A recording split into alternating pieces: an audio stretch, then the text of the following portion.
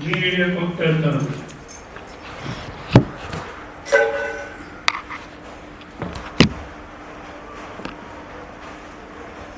ಬೆಳಗಿನ ಜಾವನೇ ಎದ್ದು 4:15 ಅಷ್ಟೊತ್ತಿಗೆ ಸಮುದ್ರ ದಂಡೆ ನಡ್ಕೊಂಡು ಹೋಗ್ತಾ ಇರ್ತಾನೆ. ಹೋಗ್ತಾ ದಾರಿನಲ್ಲಿ ಕಾಲಿಗೇನೋ ಒಂದು ತಗಲುತ್ತೆ. ಏನೋ ನೋಡ್ತಾನೆ, ಏನೋ ಒಂದು ಚೀಲ ಇದೆ, ಅದರಲ್ಲೇನೋ ಭಾರ ಇದೆ. ಸರಿ ನಡಿ ಸಮುದ್ರ ದಂಡೆ ಹೋಗಿ ಆಮೇಲೆ ನೋಡೋಣ ಅಂತ ಹೋಗ್ತಾನೆ. ಆ ಸಮುದ್ರ ದಂಡೆನಲ್ಲಿ ಕೂತ್ಕೊಂಡು ನೋಡ್ತಾನೆ. ಒಳಗಡೆ ಕೈ ನೋಡಿದ್ರೆ ತೆಗೆದು ಏನೋ ಕಲ್ಲುಗಳು. ಸರಿ ಇನ್ನು ಸೂರ್ಯೋದಯ ಆಗಲಿ ಆಮೇಲೆ ಬಲೆ ಹಾಕೋಣ, ಸಮುದ್ರದಲ್ಲಿ ಏನೋ ಪ್ರಯತ್ನ ಮಾಡೋಣ ಮೀನಿಗೋಸ್ಕರ ಅಂತ ಸಮುದ್ರ ದಂಡೆಯಲ್ಲಿ ಕೂತ್ಕೊಂಡು ಒಂದೊಂದೇ ಕಲ್ಲು ತೆಗೆದು ಇದಕ್ಕೆ ಹಾಕ್ತಿರ್ತಾನೆ ಸಮುದ್ರಕ್ಕೆ. ಟಪ್ ಟಪ್ ಅಂತ ಶಬ್ದವನ್ನು ಅದಕ್ಕೆ ಕೇಳ್ಕೊಂಡು ಆನಂದ ಪಡ್ತಾ ಇರ್ತಾನೆ. ಸರಿ ಇನ್ನೇನು ಸೂರ್ಯೋದಯ ಆಯಿತು, ಸ್ವಲ್ಪ ಬೆಳಗ್ಗೆ ಬಂತು. ಕೊನೆ ಒಂದು ಕಲ್ಲು ಮಿಕ್ಕಿದೆ, ಅದನ್ನು ತೆಗೆದು ಹಾಕೋಣ ಅಂತ ಹೋಗ್ತಾನೆ. ನೋಡಿದ್ರೆ ವಜ್ರ. ಅಯ್ಯಯ್ಯೋ, ನಾನು ಇಷ್ಟೊತ್ತು ಬಿಸಾಕಿದ್ದು ಕಲ್ಲಲ್ಲ ವಜ್ರ, ಸಿಕ್ಕಿದ್ದನ್ನು ಹಾಳು ಮಾಡಿಕೊಂಡೆ. ಎಂಥ ಕೆಲಸ ಆಗೋಯ್ತು. ಸದ್ಯ ಈ ಬೆಳಗ್ಗೆ ಬಂತು, ಸೂರ್ಯನ ಬೆಳಗ್ಗೆ ಸ್ವಲ್ಪ ಆದರೂ ಬದುಕಿದೆ, ಈ ಒಂದಾದರೂ ಸಿಕ್ತು ಅಂತಾರೆ. ಆ ಸೂರ್ಯನ ಬೆಳಗ್ಗೆ ಯಾವ ರೀತಿ ಸ್ವಲ್ಪ ಕಾಣಿಸ್ಕೊಳ್ತೋ ನಮ್ಮ ಜೀವನದಲ್ಲಿ ಈ ಶಾಸ್ತ್ರ ಕೇಳೋದು ಸ್ವಲ್ಪ ಬೆಳಕು. ಎಲ್ಲ ಜೀವನದ ವಜ್ರ ಎಲ್ಲ ಹಾಳು ಮಾಡ್ಕೊಂಡಿದ್ದೀವಿ. ಬೆಳಗ್ಗೆ ಹುಟ್ಟಿದಾರಿಂದ ಇವತ್ತಿನ ತನಕ, ಬೆಳಗ್ಗೆ ಎದ್ದ ರಾತ್ರಿ ಮಲಗೋ ತನಕ ಬರೀ ಗೋಡೆ. ಅದು ಮನೆಗಳಲ್ಲಂತೂ ನೋಡ್ಬಿಟ್ರೆ ಕುರುಕ್ಷೇತ್ರ. ಒಬ್ರಿಗೊಬ್ರು ಸರಿ ಹೋಗಲ್ಲ, ಮತ್ತೆಲ್ಲ ಜೊತೆಗೆ ಇರಬೇಕು. ಏನಿದೆ ಯಾಕಪ್ಪ ಅಂದರೆ ಅಂಧಕಾರದಲ್ಲಿ ಅವನು ಸಿಕ್ಕಿದಂಥ ವಜ್ರ ಯಾವ ರೀತಿ ಹಾಳು ಮಾಡಿಕೊಂಡು, ಅದೇ ರೀತಿ ನಾವು ಅಜ್ಞಾನದಲ್ಲಿ ವಿವೇಕ ಮಾಡಿದಿರ ಎಲ್ಲ ಜೀವನ ಬರೀ ಗೋಳಲ್ಲೇ ಹೋಯಿತು. ಇದು ಸ್ವಲ್ಪ ನಮ್ಮ ಜೀವನದಲ್ಲಿ ಬೆಳಕು ಬಂದಾಗ ಯಾವುದು ಶಾಸ್ತ್ರ ಕೇಳೋದು, ಪ್ರವಚನ ಕೇಳೋದು, ಇದರಿಂದಲೇ ಮನುಷ್ಯ ಉದ್ಧಾರ ಆಗೋದು. ಎಲ್ಲಿಂದ ತನಕ ಇದು ಸಂಬಂಧ ಬರಲಿಲ್ಲ ಅವನ ಮನುಷ್ಯನೇ ಅಲ್ಲ. ಯಾರು ಗುರು ಮಾಡ್ಕೊಂಡಿಲ್ಲ, ಗುರು ಅಂದರೆ ಈ ಲೌಕಿಕ ಗುರುಗಳಲ್ಲ, ಅದು ಬೇಕು. ಬಟ್ ಅದರಿಂದ ಜನ್ಮ ಉದ್ಧಾರ ಆಗುತ್ತೆ, ದುಡ್ಡು ಬರುತ್ತೆ, ಏನೋ ಮತ್ತೆ ಸಂಸಾರ ಕಟ್ಕೊಂಡು ಉದ್ಧಾರಕ್ಕಾಗುತ್ತೆ ಅಷ್ಟೇ ಹೊರತು ಸಂತೋಷವಾಗಿ ಆನಂದ ಜೀವನ ಮಾಡಬೇಕಂದ್ರೆ ಈ ಸಂಬಂಧ ತಗೋಬೇಕು. ಇದು ನಿಜವಾದಂಥ ಬೆಳಕು ನಮ್ಮ ಜೀವನದಲ್ಲಿ. ಇಷ್ಟೇ ತತ್ವಮಸಿ, ನೀನೇ ಆನಂದ ಸ್ವರೂಪ, ನೀನೇ ಬ್ರಹ್ಮ ಸ್ವರೂಪ. ಈ 3 ಶಬ್ದನೇ ಉಪದೇಶ ಇರೋದು. ತತ್ವಂ ಅಸಿ, ಆ ಜಗತ್ಕಾರಣ ಬ್ರಹ್ಮ ನೀನೇ, ಇದು ಒಂದು ಇಲ್ಲ. ಯಾವ ಆನಂದ ಹುಡುಕ್ತಾ ಇದೆಯೋ ಆನಂದ ನೀನೇ. ಇಷ್ಟೇ, ಈ 3 ಶಬ್ದ ಅರ್ಥ ಆಗೋದು ಸಾಕು. ಅರ್ಥ ಆಗೋದು ಅಂದರೆ ಸುಮ್ಮನೆ ಬಾಯಿ ಮಾತಿನಲ್ಲಿ ಬಾಯಿ ಪಾಠ ಮಾಡೋದಲ್ಲ. ನಾನು ಶರೀರವಲ್ಲ, ನಾನು ಇಂದ್ರಿಯವಲ್ಲ, ನಾನು ಮನಸ್ಸಲ್ಲ, ನಾನು ಬುದ್ಧಿಯಲ್ಲ, ನಾನು ಬ್ರಹ್ಮ ಅಂತ. ಅದು ಅರ್ಥ ಆಗಿರೋ ಲಕ್ಷಣ ಅಲ್ಲ. ಮತ್ತು ಏನಪ್ಪ ಅರ್ಥ ಆಗಿರೋ ಲಕ್ಷಣ ಅಂದರೆ, ಗುರು ಶಿಷ್ಯ ಇಬ್ಬರು ಹೋಗ್ತಿರ್ತಾರೆ, ಏನೋ ಮಾತಾಡ್ಕೊಂಡು ಹೋಗ್ತಿರ್ತಾರೆ. ಮಾತಾಡ್ಕೊಂಡು ಹೋಗ್ತಿರ್ಬೇಕಾದ್ರೆ ಬೆಳಗ್ಗೆ 5 ಗಂಟೆಗೆ ಪ್ರಯಾಣ ಪ್ರಾರಂಭ ಮಾಡಿದ್ದಾರೆ. ರಾತ್ರಿ 9 ಗಂಟೆ ಆಗಿದೆ, ಎಲ್ಲೂ ಭಿಕ್ಷಾ ಸಿಕ್ಕಿಲ್ಲ. ಅರ್ಥ ಮಾಡ್ಕೊಳ್ಳಿ ಪರಿಸ್ಥಿತಿ. ಎಲ್ಲೂ ಭಿಕ್ಷಾ ಸಿಕ್ಕಿಲ್ಲ, ಹಸಿವು. ರಾತ್ರಿ 9 ಆಗಿದೆ, ಇನ್ನು ಭಿಕ್ಷಾ ಸಿಕ್ಕೋ ಅವಕಾಶವೂ ಇಲ್ಲ. ಮತ್ತೆ ಅವ್ರು ಯಾವ ಸ್ಥಳಕ್ಕೆ ಹೋಗಬೇಕು ಅಲ್ಲಿ ಹೋಗಿ ಸೇರ್ಬೇಕಾದ್ರೆ ರಾತ್ರಿ 11:30 ಆಗುತ್ತಂತೆ. ಗುರು ಕೇಳ್ತಾರೆ, ಭಿಕ್ಷಾ ಸಿಕ್ಕಿಲ್ಲ ಬೆಳಗ್ಗೆಯಿಂದ, ರಾತ್ರಿ 11:30 ಆಗಿತ್ತು, ನಾವು ಅಲ್ಲಿ ಹೋಗ್ಬೇಕಾದ್ರೆ ಒಂದು ವೇಳೆ ಅಲ್ಲಿ ಹೋಗ್ತೀವಿ ಅಂತಿಟ್ವ, ನಾವು ಬಾಗಿಲು ತಗ್ತೀವಿ. ಅವಾಗ ಅವನು ಬಾಗಿಲು ತೆಗೆದು ನೀವು ಬೈದು ಹೋಗ್ಬಿಡ್ತಾನೆ. ಏನು ಗುರು ಶಿಷ್ಯ ನಿಮಗೆ ಬುದ್ಧಿ ಇಲ್ವೇ, ಇಷ್ಟೊತ್ತು ಬಂದು ನಮ್ಮ ತಾನೇ ತಿಂತೀರ ಅಂತ ಬೈದು ಬಾಗಿಲು ಹಾಕೊಂಡು ಹೋಗ್ಬಿಡ್ತಾನೆ. ಮತ್ತೆ ಇನ್ನೊಂದ್ಸಲ ಬಾಗಿಲು ತಗ್ತೀವಿ. ಆವಾಗ ಬಂದು ನೋಡ್ತಾನೆ, ನೀವೇನಾ, ನಿಮ್ಗೆ ಈ ರೀತಿ ಹೇಳಿದ್ರೆ ಅರ್ಥ ಆಗಲ್ವಾ, ನಿಮ್ಗೆ ಅರ್ಥ ಆಗೋ ಥರ ಮಾಡ್ತಿರ್ತಾಳೆ ಅಂತ ಒಂದು ಕೋಲ್ ತಗೊಂಡು 2-4 ಏಟು ಹಾಕ್ತಾನೆ. ಹೌದಾ? ಇಂಥ ಪರಿಸ್ಥಿತಿನಲ್ಲಿ ಅಲ್ಲಿ ಮುಂದಕ್ಕೆ ಏನಾಯ್ತು ನೋಡೋಣ. ನೀವುಗಳಾದರೆ ಏನು ಮಾಡ್ತೀರ, ನಾನಲ್ಲಿ ಏನು ಮಾಡ್ತೀನೋ ಆ ಪರಿಸ್ಥಿತಿ ಬಂತು. ಅಲ್ಲ, ನೀವುಗಳಾದ್ರೆ ಏನು ಮಾಡ್ತೀರ? ನಾವು 4 8 ಕೊಡ್ತೀವಿ. 4 ಅವ್ರು 4 ಕೊಟ್ಟರು, ನಾವು 4 ಕೊಟ್ಟು ನಮ್ಮದೇನು ದೊಡ್ಡಷ್ಟು ಉಳಿದಿತ್ತು. ನಾವು 8 ಹೊಡಿತೀವಿ, ಏನೋ ರಾಮಾಯಣ ಮಾಡ್ತೀವಿ. ಹೌದಾ? ಅದಕ್ಕೆ ಶಿಷ್ಯನೂ ಹಾಗೆ ಹೇಳ್ತಾನೆ, ನಾವು 4 ಬಿಟ್ಟರೆ ಸರಿ ಹೋಗುತ್ತೆ ಅಂತ. ಇಲ್ಲಪ್ಪ, ಗುರು ಹೇಳ್ತಾರೆ ತತ್ವಮಸಿ ಹೊಡೆದೋ ನೀನು ಬ್ರಹ್ಮಸ್ವರೂಪ ಅಂತ ಹೇಳಲಿಕ್ಕೆ ಸಾಧ್ಯವಾದರೆ ಅವಾಗ ನಮ್ಗೆ ಅರ್ಥ ಆಗಿದೆ ಅಂತ. ಸುಮ್ಮನೆ ಮಾತಲ್ಲ. ಸಾಧುಗಳು ಕೊನೆಯಲ್ಲೇ ಮಾತಾಡೋದು, ನಾನು ಶರೀರ ಬಿಡಬೇಕಾದ್ರೆ ಮಾತಾಡ್ತೀನಿ ಅಂತ ಸಂಕಲ್ಪ ಮಾಡಿರ್ತಾರೆ. ಮಿಲಿಟ್ರಿ ಕ್ಯಾಂಪ್ ಕಡೆ ಹೋಗ್ತಾ ಇರ್ತಾರೆ ರಾತ್ರಿ. ಅವನಾಗಿಲ್ಲ ಯಾರು ಅಂತಾರೆ, ಮಾತಾಡೋಲ್ಲ. 2ನೇ ಸಲ ಕೇಳ್ತಾರೆ, ಮಾತಾಡೋಲ್ಲ. 3ನೇ ಸಲ ಹೋಗಿ ಯಾವನೋ ಬಂದಿಯಾನೆ, ನಮಗೇನು ತೊಂದರೆ ಮಾಡ್ತಾನೆ ಅಂದ್ಬಿಟ್ಟು ಏನು ಮಾಡ್ತಾರೆ, ಪಿಸ್ತೂಲ್ ತಗೊಂಡು ಅವನ ಎದೆಗೆ ಹೊಡಿತಾರೆ ಸಾಧುಗೆ. ಯಾವಾಗ ಹೊಡೆದ್ರು ತತ್ವಮಸಿ ಶ್ವೇತಕೇತೋ ಹೊಡೆದೋ ನೀನು ಬ್ರಹ್ಮ ಅಂದ್ಬಿಟ್ಟು ಪ್ರಾಣ ಬಿಡ್ತಾರೆ. ಆ ರೀತಿ ನಾವು ನಿಜವಾಗ್ಲೂ ಇದ್ದೀವಿ ಅಂತ ಅವಾಗ ಅರ್ಥ ಆಗಿದೆ ಅಂತ. ಬರೀ ವಾಕ್ಯ ಗಟ್ ಮಾಡಿಬಿಟ್ಟು ಹಿಂದೆ ನಾನು ಶರೀರಲ್ಲ, ಇಂದ್ರಿಯಲ್ಲ, ಬನಸಲ್ಲ, ಬುದ್ಧಿ ಅಲ್ಲ, ನಾನು ಬ್ರಹ್ಮ. ಯಾರು ನಾನು ಬ್ರಹ್ಮ ಅಂತ ಹೇಳ್ತಾ ಅವಾಗ ಅರ್ಥ ಆಗಿಲ್ಲ ಅಂತ. ಏಕೆ ನಾನು ಅನ್ನತಕ್ಕ ಸಂಪೂರ್ಣ ಬಿದ್ದೋದೇ ಸಮಸ್ಯೆ ಪರಿಹಾರ ಆಗಿರೋದು. ಆದ ಕಾರಣ ನಮ್ಮ ಅಂತಕ್ಕೂ ಆ ರೀತಿ ತಯಾರು ಮಾಡಲಿಕ್ಕೋಸ್ಕರವಾಗಿ ಶ್ರುತಿ ಮಾತೆ ಏನು ಮಾಡ್ತಾಯಿದ್ರೆ, ಯಾವ ರೀತಿ ಜೀವನ ಮಾಡಬೇಕು ನಾವು ಅಂದ್ಬಿಟ್ಟು ಸಾತ್ವಿಕ ಗುಣದಲ್ಲಿ ಜೀವನ ಮಾಡಬೇಕು ಅನ್ನತಕ್ಕಂಥ ಹೇಳ್ತಾ, ಬೆಳಗಿನ ಒಂದು ಕ್ಲಾಸಲ್ಲಿ ನಾವು ಯಾವ ರೀತಿ ಸಾತ್ವಿಕದಲ್ಲಿ ಇರತಕ್ಕಂಥದ್ದು ಅನ್ನೋದನ್ನು ನೋಡಿದ್ವಿ. ಮತ್ತೊಂದು ಸಲ ಶ್ಲೋಕ ಹೇಳಿ ಅದನ್ನು ಸ್ಪಷ್ಟ ಮಾಡ್ಕೊಂಡು ಮುಂದಕ್ಕೆ ಹೋಗೋಣ. 15ನೇ ಅಧ್ಯಾಯದ 26ನೇ ಶ್ಲೋಕ. ಸ್ವಲ್ಪ ಶಬ್ದಗಳು ಯಾವುದು ಅರ್ಥ ಆಗುತ್ತೋ ಅದನ್ನು ಜೋರಾಗಿ ಉಚ್ಚಾರಣೆ ಮಾಡಿ. ಈ ನಿದ್ದೆ ಮಾಡೋದ್ರಲ್ಲಿ ಎದ್ದೇಳಿ. ಓಂ ಶ್ರೀ ಕೃಷ್ಣ ಪರಬ್ರಹ್ಮಣೇ ನಮಃ. ಶ್ರೀಮದ್ಭಗವದ್ಗೀತಾ ಅಥ 18ೋऽಧ್ಯಾಯಃ. ಮೋಕ್ಷಸನ್ಯಾಸಯೋಗಃ. ಶ್ರೀಭಗವಾನುವಾಚ ಮುಕ್ತಸಂಗೋನಂ ವಾದಿ ಧೃತ್ಯುತ್ಸಾಹ ಸಮನ್ವಿತಃ ಸಿದ್ಧ್ಯಸಿದ್ಧ್ಯೋ ನಿರ್ವಿಕಾರಃ ಕರ್ತಾ ಸಾತ್ವಿಕ ಉಚ್ಯತೆ. ಮುಕ್ತಸಂಗೋನಂ ವಾದಿ ಧೃತ್ಯುತ್ಸಾಹ ಸಮನ್ವಿತಃ ಸಿದ್ಧ್ಯಸಿದ್ಧ್ಯೋ ನಿರ್ವಿಕಾರಃ ಕರ್ತಾ ಸಾತ್ವಿಕ ಉಚ್ಯತೆ. ಯಾವುದೇ ಸಂಘ ಅನ್ನತಕ್ಕಂಥದ್ದು ಎಲ್ಲಿಗೂ ಅಂಟ್ಕೊಳ್ತೀರ, ಇರಬೇಕು ಸಂಸಾರದಲ್ಲಿರಲಿ, ಆಶ್ರಮ ಯಾವುದೇ ಆಶ್ರಮದಲ್ಲಿರಲಿ ಇರಬೇಕು. ಎಲ್ಲಿ ಯಾವುದಕ್ಕೂ ಅಂಟ್ಕೋಬಾರ್ದು. ಅದನ್ನು ನಾನು ಮಾಡ್ತಾ ಇದ್ದೀನಿ ಅಂತಕ್ಕಂಥ ಕರ್ತೃತ್ವಕ್ಕಾಗಲಿ ಅಥವಾ ಫಲಕ್ಕಾಗಲಿ ಅಂಟ್ಕೋಬಾರ್ದು. ಅದು ಮತ್ತು ಧೃತಿ ಅನ್ನತಕ್ಕಂಥದ್ದು ನಾವು ಸ್ವಲ್ಪ ಸ್ಪಷ್ಟ ಮಾಡ್ಕೋಬೇಕು. ಧೃತಿ ಅನ್ನತಕ್ಕಂಥದ್ದು 16ನೇ ಅಧ್ಯಾಯದಲ್ಲೂ ಬರುತ್ತೆ. ಅಲ್ಲಿ 3ನೇ ಶ್ಲೋಕದಲ್ಲಿ ತೇಜ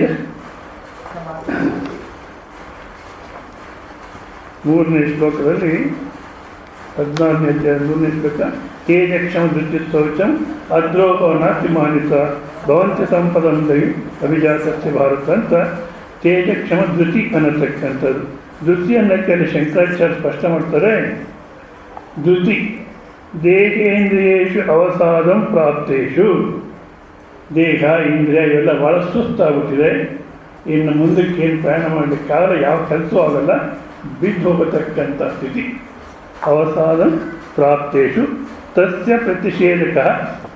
ಅಂಥ ಶರೀರವನ್ನು ಬಿದ್ದು ಹೋಗಿದ್ರೆ ಹಿಡಿದು ನಿಲ್ಲಿಸ್ತಕ್ಕಂಥದ್ದು ಯಾವುದಪ್ಪ ಅಂದರೆ ಅಂತಃಕರಣ ವೃತ್ತಿ ವಿಶೇಷ. ನಮ್ಮ ಒಳಗಡೆ ಅಂತಃಕರಣ ಇದು ಸಾಕಷ್ಟು ಹೇಳಿದ. ಅಂತಃಕರಣ ಅಂದ್ರೇನು? ಅಂತ ಅಂದರೆ ಒಳಗಡೆ, ಕರ್ಣ ಅಂದರೆ ಒಂದು ಸಲಕರಣೆ ವ್ಯವಹಾರಕ್ಕೋಸ್ಕರ. ಸೊ ನಮ್ಮ ಶರೀರದೊಳಗಡೆ ಏನು ಒಂದು ಸಲಕರಣೆ ಇದೆಯೇನೋ, ಮನಸ್ಸು ಬುದ್ಧಿ ಇವೆಲ್ಲ ಇದೆಯಲ್ಲ, ಇದು ಅಂತಃಕರಣ ಅಂತಾರೆ. ಅದು ಅದರಲ್ಲಿ ಒಂದು ರೀತಿಯಾದಂಥ ವೃತ್ತಿ, ಪ್ರತ್ಯಯ, ವೃತ್ತಿ, ಆಲೋಚನೆ ಅನ್ನತಕ್ಕಂಥ ಇರುತ್ತೆ.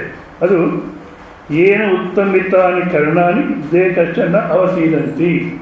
ಯಾವ ಶರೀರ ಅನ್ನತಕ್ಕಂಥ ಆಯಾಸಪಟ್ಟು ಕೆಳಗಡೆ ಬಿದ್ದು ಹೋಗತಕ್ಕಂಥ ಸ್ಥಿತಿ ಇದೆಯೋ ಅಂಥ ಶರೀರವನ್ನು ಹಿಡಿದು ನಿಲ್ಲಿಸುತ್ತೆ ಯಾವುದು? ಆ ಧೃತಿ ಅನ್ನತಕ್ಕಂಥ ಒಂದು ಅಂತಃಕರಣದ ಲಕ್ಷಣ. ಅಂತಃಕರಣದಲ್ಲಿ ಅಂಥ ಒಂದು ಆಲೋಚನೆ ಇದ್ದರೆ ನಮ್ಮನ್ನು ಹಿಡಿದು ನಿಲ್ಲಿಸುತ್ತೆ ಅಂತ ಹೇಳ್ತಾರೆ. ಇದು ಒಂದು. ಮತ್ತು ಶಾಂಡಿಲ್ಯೋಪನಿಷತ್ತಲ್ಲಿ ಧೃತಿ ಅಂದರೆ ಧೃತಿರ್ನಾಮ ಅರ್ಥಹಾನು ಸ್ವೈಷ್ಟಬಂಧು ವಿಯೋಗೆ ತತ್ ಪ್ರಾಪ್ತಿ ಸರ್ವತ್ರ ಚೇತಸ ಸ್ಥಾಪನಂ. ಅಂದರೆ ಧೃತಿ ಅಂದರೆ ಅರ್ಥಹಾನು.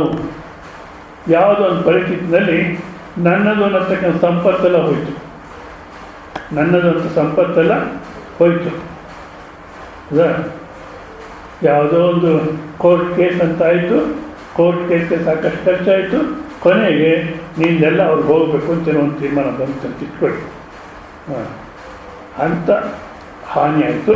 ಅಷ್ಟೇ ಅಲ್ಲ, ಸ್ವಯಿಷ್ಟ ಬಂಧು ವಿಯೋಗೆ, ನಮ್ಗೆ ಇಷ್ಟವಾಗಿರತಕ್ಕಂಥ ಬಂಧು ಸಂಬಂಧಿ ಹೋಗ್ಬಿಟ್ರು.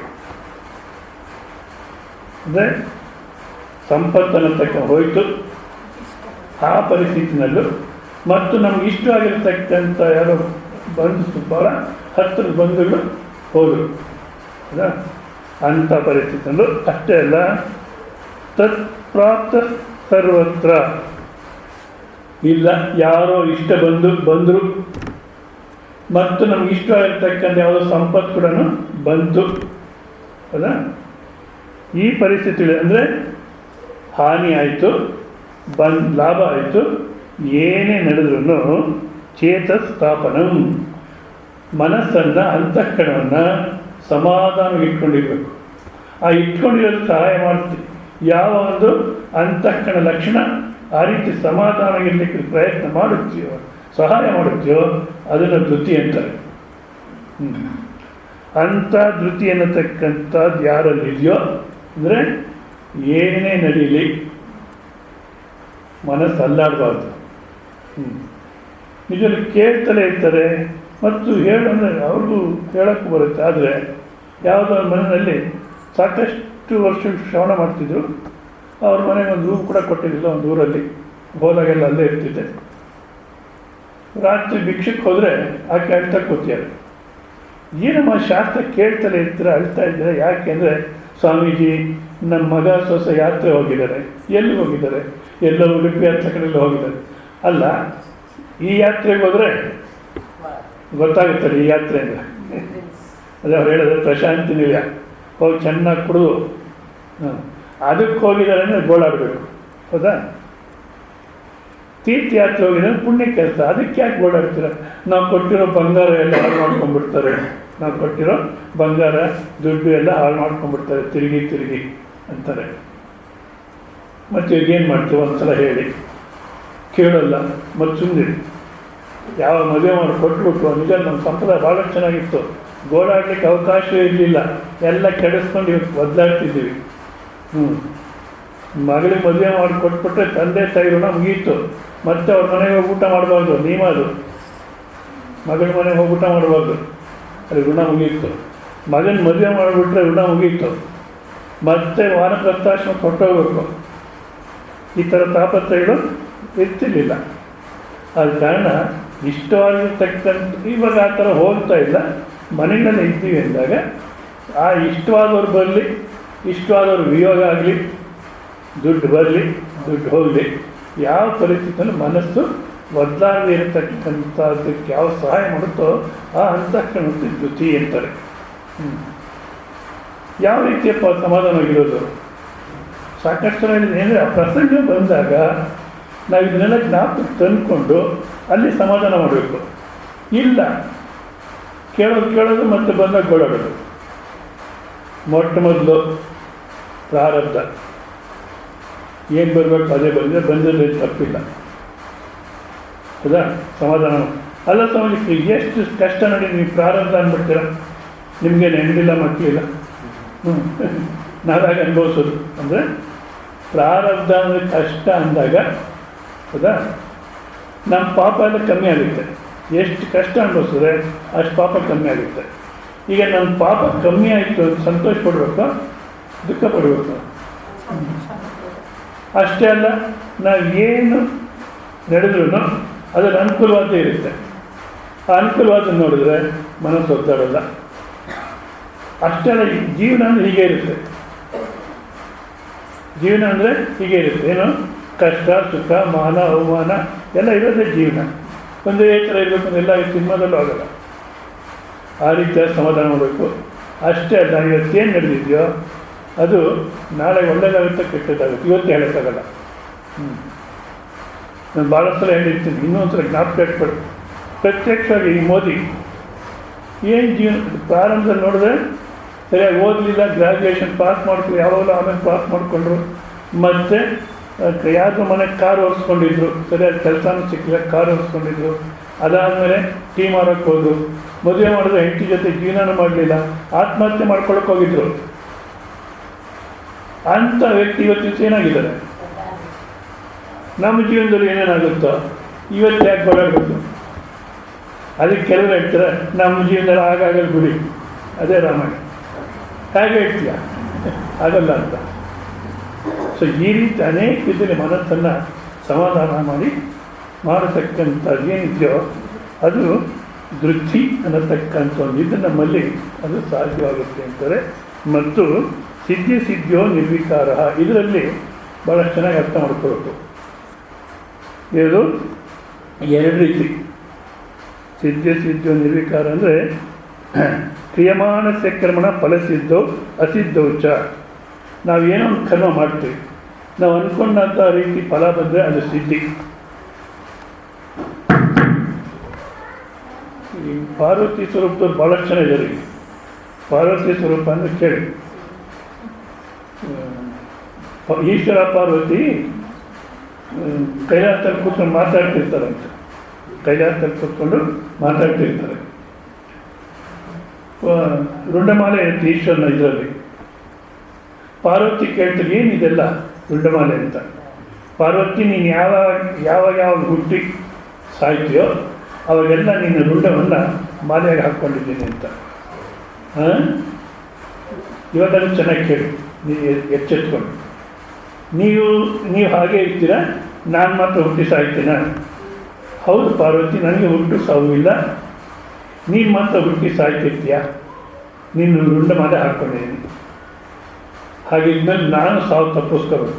ಅಲ್ಲಿ ಹಾಗೆ ಹೇಳಿ, ನಾನು ಸಾವು ತಪ್ಪಿಸ್ಕೋಬೇಕು. ಹೇಗೆ ಹೇಳಿ ನೋಡಿ, ಹಲವಾರು ವರ್ಷ ತಪಸ್ಸು ಮಾಡಿ ಈಶ್ವರನೇ ಗಂಡ ನನಗೆ ಬೇಕು ಅಂತ ತಪಸ್ಸು ಮಾಡಿ ಈಶ್ವರನ ಮದುವೆ ಆಗಿರ್ತಕ್ಕಂಥ ಪಾರ್ವತಿಗೆ ಸಾವು ತಪ್ಪಿಸ್ಕೊಳ್ಳೋದು ಯಾವ ರೀತಿ ಹೇಳಿ ಅಂದರೆ, ಈಶ್ವರ ಹೇಳ್ತಾನೆ, ಈಶ್ವರ ಅಂದ್ಕೊಳ್ತಾನೆ, ಇವಳಿಗೆಲ್ಲ ಅರ್ಥ ಆಗುತ್ತೆ,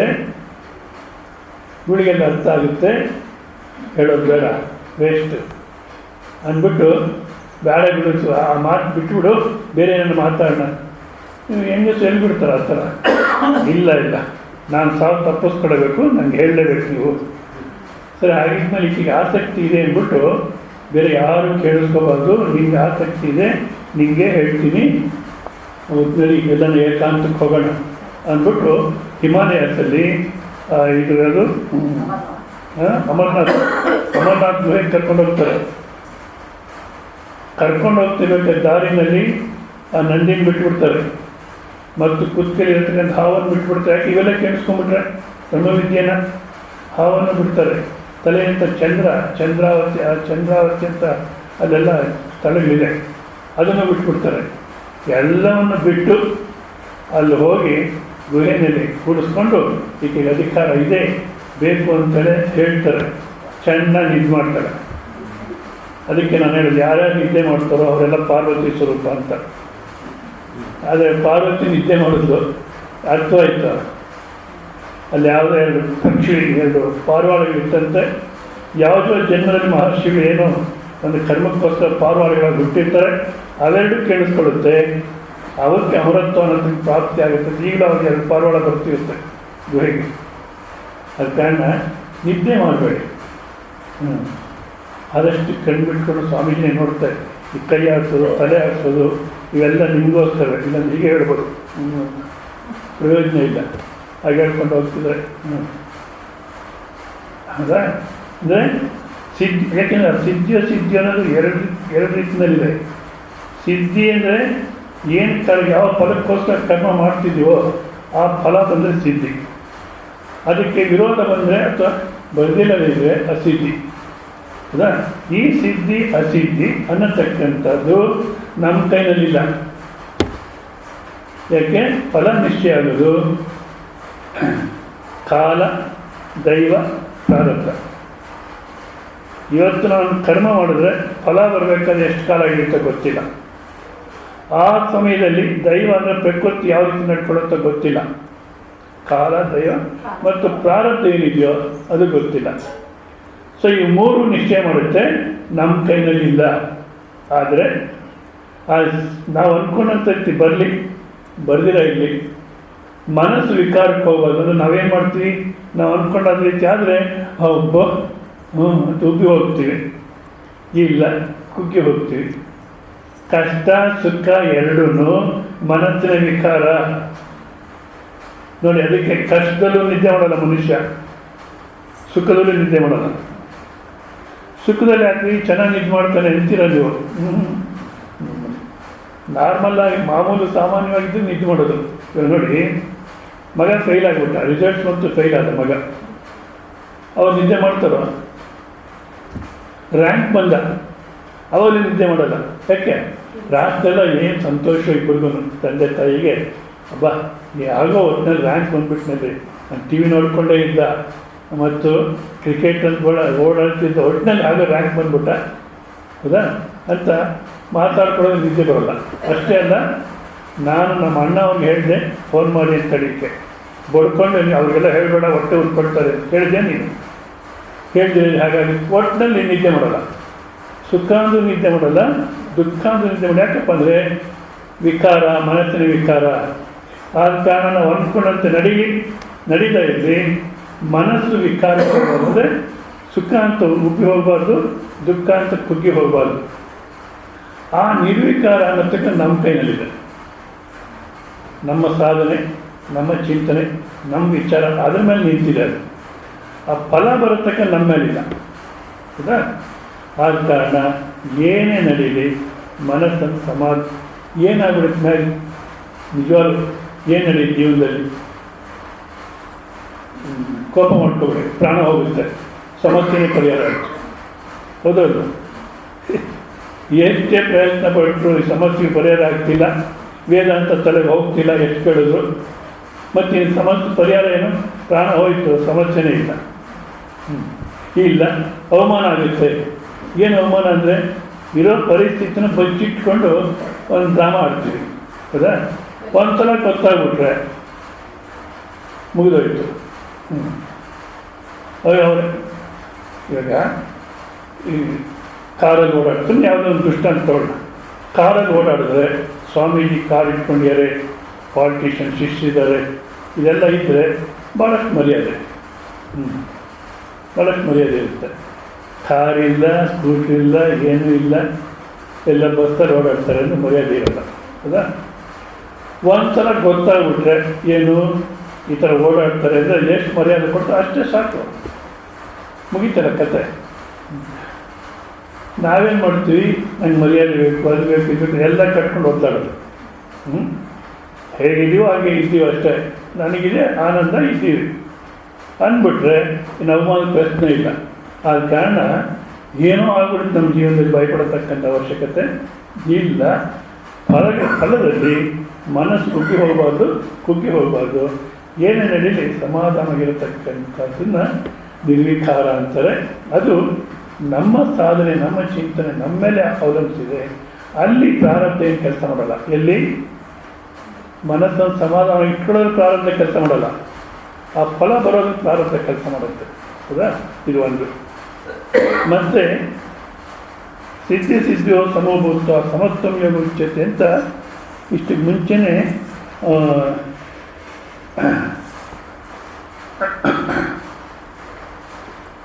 ಎರಡನೇ ಅಧ್ಯಾಯದಲ್ಲೇ ಸಮತ್ವಂ ಯೋಗ ಉಚ್ಯತೆ ಅನ್ನತಕ್ಕಂಥ ಹೇಳ್ತಾರೆ. ಅಲ್ಲಿ ಏನಪ್ಪ ಭಾಷೆಯಲ್ಲಿ ಬರೀತಾರೆ ಅಂದರೆ, ಫಲತೃಷ್ಣ ಶೂನ್ಯನ ಕ್ರಿಯಮಾಣೆ ಕರ್ಮಣಿ, ಯಾವ ಫಲದ ಅಪೇಕ್ಷೆ ಇಟ್ಕೊಳ್ತೀರ ಕರ್ಮಯೋಗ ಸಾಧನೆ ಅನ್ನತಕ್ಕನ್ನ ಮಾಡ್ತಾ ಇದ್ದೀನಿ. ಕರ್ಮಣಿ ಸತ್ವಶುದ್ಧ ಜ್ಞಾನ ಪ್ರಾಪ್ತಿ ಲಕ್ಷಣ ಸಿದ್ಧಿ. ಸತ್ವಶುದ್ಧಿ ಅನ್ನತ್ತೆ ಅಂತಃಕರಣ ಶುದ್ಧಿ ಬಂದು ನನಗೆ ಮೋಕ್ಷ ಸಿಗುತ್ತೆ, ಅಂತಃಕರಣ ಶುದ್ಧಿ ಆಗುತ್ತೆ ಅನ್ನತಕ್ಕಂಥ ಸಿದ್ಧಿ. ಸತ್ವಶುದ್ಧ ಜ್ಞಾನ ಪ್ರಾಪ್ತಿ, ಅಂತಃಕರಣ ಶುದ್ಧಿಯಾಗಿ ನನಗೆ ಜ್ಞಾನ ಪ್ರಾಪ್ತಿ ಆಗುತ್ತೆ ಅನ್ನೋದು ಸಿದ್ಧಿ. ಅಥವಾ ತದ್ವಿಪರ್ಯಯ ಅಸಿದ್ಧಿ ಅಂದರೆ ಅಂತಃಕರಣ ಶುದ್ಧಿ ಆಗಲಿಲ್ಲ, ಜ್ಞಾನ ಪ್ರಾಪ್ತಿ ಆಗಲಿಲ್ಲ ಅಂದರೆ ಅಸಿದ್ಧಿ. ಅಂದರೆ ಕರ್ಮಯೋಗ ಸಾಧನೆ ಮಾಡ್ತಿದ್ದೀನಿ, ಆ ಕರ್ಮಯೋಗ ಸಾಧನೆಯಲ್ಲಿ ನನಗೆ ಅಂತಃಕರಣ ಶುದ್ಧಿಯಾಗಿ ಪರಮಾತ್ಮ ಪ್ರಾಪ್ತಿ ಆಗುತ್ತೆ ಅನ್ನತಕ್ಕಂಥ ಸಿದ್ಧಿ. ಅಂತಃಕರಣ ಶುದ್ಧಿ ಆಗಿರ ಪರಮಾತ್ಮ ಪ್ರಾಪ್ತಿನೂ ಆಗಲ್ಲ ಅಸಿದ್ಧಿ. ಇದರಲ್ಲೂ ಮನಸ್ಸಿರಬಾರ್ದು. ಯಾವುದರಲ್ಲಿ ನಾನು ಈಗ ಮಾಡ್ತಾ ಇದ್ದೀನಿ, ಅಂತಃಕರಣ ಶುದ್ಧಿ ಆಗಿ ಮೋಕ್ಷ ಪ್ರಾಪ್ತಿ ಆಗುತ್ತೆ ಅಂದರೆ ಮತ್ತೆ ಫಲಕ್ಕೆ ಅಂಟ್ಕೊಂಡ್ವಿ. ನಾವು ಯಾವುದಕ್ಕೂ ಅಂಟ್ಕೊಳ್ತೀರ ನಿರ್ವಿಕಾರದಿಂದ ನಿರ್ಲಿಪ್ತನಾಗಿ ಮಾಡಿದರೆ, ಅದು ಬೆಳಿಗ್ಗೆ ಅವರು ಒಂದು ಕತೆ ಹೇಳಿದ್ರೆ, ಅದು ಯಾರಿಗೂ ಪಂಚೆ ಹರ್ಕೊಟ್ರು ಅಕ್ಷಯವಾಯ್ತದು, ಅದಕ್ಕೆ ಇವರು ಏನೋ ಡ್ರಾಮಾ ಆಡಿದ್ರು. ಇನ್ನೊಂದು ಕುಟುಂಬದವರು ಯಾರೋ ಹರಕತೆ ದಾಸ ಹೇಳೋದಂತೆ, ಪತಿಭಕ್ತಿ ಅಂದರೆ ಅದು ಈಗಿನ ಕಾಲಕ್ಕೆ ಆ ಶಬ್ದವೇ ಇಲ್ಲ ಬಿಡಿ. ಯಾವುದು ಪ್ರತಿಭಕ್ತಿನೂ ಇಲ್ಲ, ಸತಿಭಕ್ತಿನೂ ಇಲ್ಲ ಅಂತ. ಹಿಂದಿನ ಕಾಲಕ್ಕೆ ಗಂಡ ಹೆಂಡತಿ ಜಗಳ ಉಂಡು ಮಲಗುವ ತನಕ ಅಂತಿತ್ತು. ಇವಾಗ ಗಾದೆ ಬದಲಾವಣೆ ಮಾಡ್ಯಾರೆ. ಗಂಡ ಹೆಂಡತಿ ಜಗಳ ನ್ಯಾಯಾಲಯದ ತನಕ. ಅರ್ಥ ಐತೆ? ಗಂಡ ಹೆಂಡತಿ ಜಗಳ ಉಂಡು ಮಲಗುವ ತನಕ ಅಂತಿತ್ತು. ಇವಾಗ ಗಂಡ ಹೆಂಡತಿ ಜಗಳ ನ್ಯಾಯಾಲಯದ ತನಕ ಕೋರ್ಟ್ಗೆ ಹೋಗ್ತಾರೆ. ಯಾಕೆ? ಸಿದ್ಧಿ ಅಸಿದ್ಧಿ. ನನಗೆ ಮೋಕ್ಷ ಪ್ರಾಪ್ತಿ ಅಂತಃಕರಣ ಶುದ್ಧಿ ಬಂದು ಮೋಕ್ಷ ಸಿಗುತ್ತೆ ಅಂತ ಅದಕ್ಕೆ ಅಂಟ್ಕೊಕೊಡೋದು. ಅಥವಾ ಇವು ಅಂತಃಕರಣ ಶುದ್ಧಿ ಬರುತ್ತಲ್ಲ ಮೋಕ್ಷ ಸಿಗುತ್ತೆ ಅಂತ ಅದಕ್ಕೂ ಅಂಟ್ಕೊಕೊಡೋದು. ಅದಕ್ಕೂ ಅಂಟ್ಕೊಳ್ದಿರ ಮಾಡತಕ್ಕಂಥದ್ದು ಸಮತ್ವಂ ಯೋಗ ಉಚ್ಯತೆ. ಅದನ್ನು ಯೋಗ ಅಂತ ಹೇಳಿದ್ರು. ಆದರೆ ಇಲ್ಲಿ ಸಿದ್ಧಿಯೋ ಸಮತ್ವಂ ಯೋಗ ಉಚ್ಯತೆ ಅನ್ನೋದು ನಮ್ಮ ಪ್ರಯತ್ನ. ಇದು ನಮ್ಮ ಕೈನಲ್ಲಿದೆ. ಸಾಧನೆ ಮಾಡ್ತಾ ಇದ್ದೀವಿ, ಅದರಲ್ಲಿ ನಿರ್ಲಿಪ್ತನಾಗಿ ಫಲಕ್ಕೆ ಅಂಟ್ಕೊಳ್ಳೆ ಮಾಡತಕ್ಕಂಥದ್ದು ನಮ್ಮ ಕೈನಲ್ಲಿದೆ. ಅಲ್ಲಿ ಫಲಕ್ಕೆ ಕರ್ಮ ಮಾಡೋದ್ರಲ್ಲಿ ಫಲ ಅನ್ನತಕ್ಕಂಥದ್ದು ನಮ್ಮ ಕೈನಲ್ಲಿಲ್ಲ. ನೋಡಿ, ಸಾಧನೆ ಮಾಡತಕ್ಕಂಥದ್ದು ಫಲ ನಮ್ಮ ಕೈನಲ್ಲಿದೆ. ಯಾಕೆ? ಎಷ್ಟು ಮಟ್ಟಿಗೆ ಸಾಧನೆ ಮಾಡ್ತೀವೋ, ಎಷ್ಟು ಮಟ್ಟಿಗೆ ಅರ್ಥ ಮಾಡ್ಕೊಳ್ತೀವೋ, ಎಷ್ಟು ಮಟ್ಟಿಗೆ ಅದನ್ನು ನಿರಂತರವಾಗಿ ಇರ್ತೀವೋ ಅಷ್ಟು ಅದು ನಮಗೆ ಫಲ ಕೊಡುತ್ತೆ. ಆದರೆ ಕರ್ಮ ಮಾಡಿದಾಗ ಆ ಕರ್ಮ ಫಲ ಅನ್ನತಕ್ಕಂಥದ್ದು ನಮ್ಮ ಕೈನಲ್ಲಿಲ್ಲ.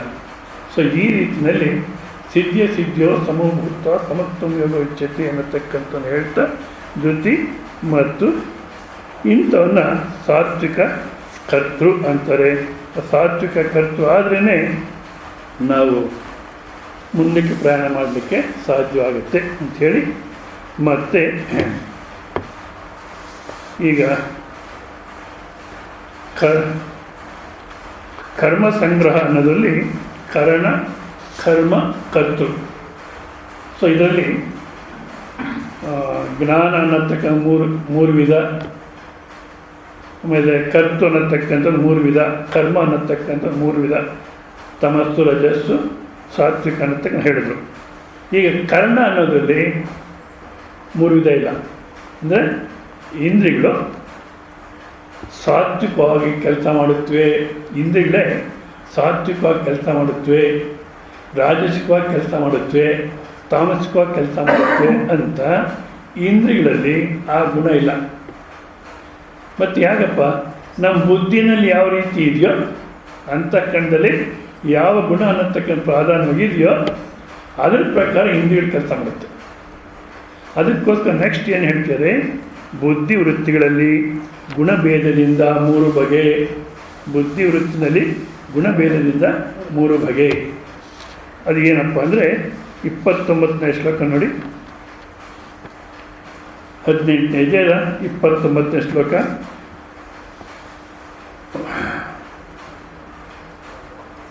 ಶ್ರೀ ಭಗವಾನುವಾಚ ಬುದ್ಧಿರ್ಭೇದಂ ಧೃತೇಶ್ಚೈವ ಗುಣತಸ್ತ್ರಿವಿಧಂ ಶೃಣು ಪ್ರೋಚ್ಯಮಾನಮಶೇಷೇಣ ಪೃಥಕ್ತ್ವೇನ ಧನಂಜಯ.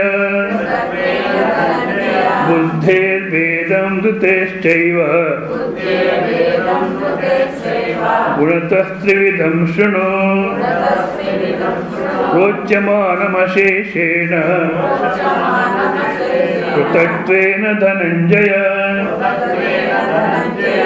ಯುದ್ಧರಂಗದಲ್ಲಿ ಇತರ ಆಶ್ರಮದಲ್ಲಿ ಎಲ್ಲ ವ್ಯವಸ್ಥೆನ ಮಾಡಿ, ಊಟ ತಿಂಡಿ ಎಲ್ಲ ವ್ಯವಸ್ಥೆ ಮಾಡಿ ಪ್ರಶಾಂತ ಕೂಡಿಸಿ ಹೇಳಲಿಲ್ಲ. ಮತ್ತು ಎಲ್ಲಿ ಹೇಳಿದ್ರು ಭಗವದ್ಗೀತೆ?